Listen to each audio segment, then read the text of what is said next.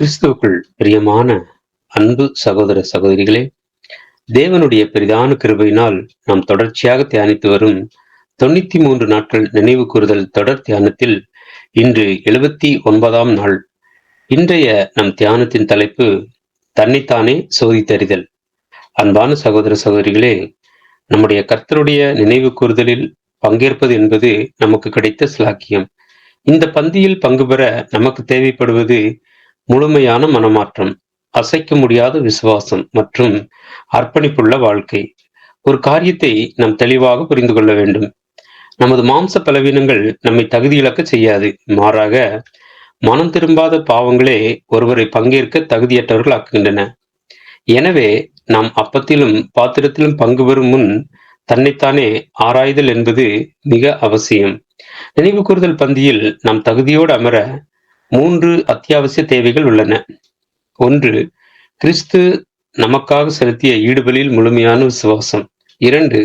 செய்த பாவங்களுக்காக உண்மையாகவே மனமருந்துதல். 3. நம்முடைய சுய விருப்பத்தை விட்டுவிட்டு தேவனுடைய சித்தத்திற்கு நம்மை முழுமையாக அர்ப்பணித்தல்.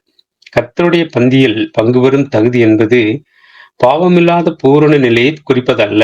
மாறாக ஒவ்வொரு நாளும் ஆண்டவரிடம் நம் கணக்குகளை ஒப்புவித்து அவருடைய கிருபையில் நிலைத்திருக்கும் அந்த தாழ்மையான நிலையை குறிக்கின்றது. 1 கொரிந்தியர் 11ஆம் அதிகாரம் 28ஆம் வசனத்தில் அப்போஸ்தலராகிய பவுல், எந்த மனுஷனும் தன்னைத்தானே சோதித்தறிந்து இந்த அப்பத்தில் புசித்து இந்த பாத்திரத்தில் பானம் பண்ண கடவன் என்கிறார். இதற்கு சில நடைமுறைப்படிகள் உள்ளன. அவைகளாவன: பிறர் மீது மன்னிக்காத குணம் அல்லது கசப்புணர்வு உள்ளதா? சகோதரர்களோடு ஏதேனும் பிணக்குகள் இருந்தால் அவை சரி செய்யப்பட்டு விட்டனவா? நாம் உடன்படிக்கை செய்த போது இருந்த அந்த முழு அர்ப்பணிப்பு இப்போது நம்மிடம் காணப்படுகிறதா? இவை எல்லாவற்றிற்கும் மையமாக இருக்கும் கர்த்தர் இயேசுவின் மரண நினைவு கூறுதலில் என் மனம் நிலைத்திருக்கிறதா? நம்முடைய பாவங்களை அறிக்கையிடுவதன் மூலம் கிடைக்கும் சுத்திகரிப்பு மீண்டும் அந்த தெய்வீக ஐக்கியத்தை நமக்கு பெற்றுத் தருகின்றது. பரிசுத்த வேதாகமும் 1 கொரிந்தியர் 11ஆம் அதிகாரம் 29ஆம் வசனத்தில், அபாத்திரமாய் போஜனபானம் பண்ணுகிறவன் கர்த்தருடைய சரீரம் என்னதென்று நிதானித்து அறியாததினால் தனக்கு ஆக்கினை தீர்ப்பு வரும்படி போஜனபானம் பண்ணுகிறான் என்று ஒரு கடுமையான எச்சரிக்கை தருகின்றது. இங்கே அபாத்திரமாய் என்பது பாவிகளை குறிப்பதல்ல, மாறாக அறிந்தும் தெரிந்தும் நம்பிக்கையற்றவர்களாய் மாறினவர்களை குறிக்கின்றது.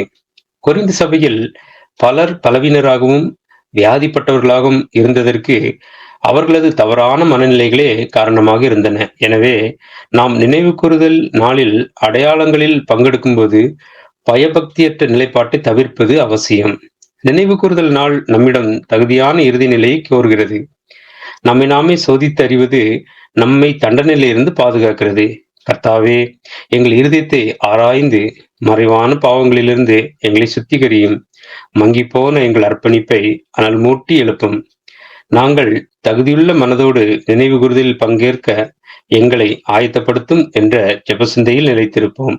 நாம் கேட்ட இந்த சத்தியத்தை நம்முடைய இருதய பலகையில் எழுதிக் கொள்வோமாக. தேவ கிருபையும் இரக்கமும் தொடர்ந்து ஒவ்வொரு நாளும் நம்மை வழிநடத்துவதாக. அன்பு சகோதர சகோதரிகளே, நமது 93 நாட்கள் தொடர் தியானத்தில் நாளைய நமது தியானத்தின் தலைப்பு சிலுவையில் அறைந்திட்ட அன்பு. இதற்கான ஆழமான சத்திய விளக்கத்தோடு நாளை நாம் சந்திப்போம். கிறிஸ்துவுக்குள் பிரியமான சகோதர சகோதரிகளே, இதுபோன்ற அநேகம் ஆழமான சத்தியங்களை முழுமையாக பார்க்க நமது சத்திய கருவூலம் யூடியூப் சேனலை சப்ஸ்கிரைப் செய்து பயன்பெறுங்கள்.